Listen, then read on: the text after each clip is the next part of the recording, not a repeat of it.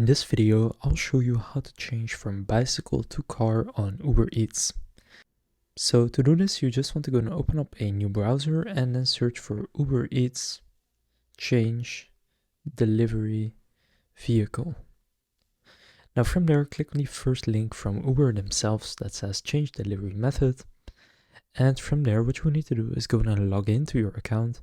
Now I'm already logged in, but in the top right, you can then just click login. Then here you have some details, just scroll down. Then here, usually you will have one of the options that you currently have enabled. So in this case, probably a bicycle. And then what you want to do is just set it to a car. So if you want to keep doing Uber Eats, you can only use a light vehicle. But if you want to drive Uber normally, then you will need to sign up separately. So you cannot really do Uber Eats in a car unless it is a light vehicle, but you can go and search for what exactly that includes and if your car includes a light vehicle.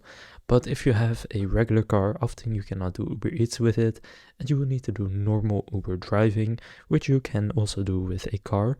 So if you want to do that, just go to uber.com and gonna sign up as a normal Uber driver.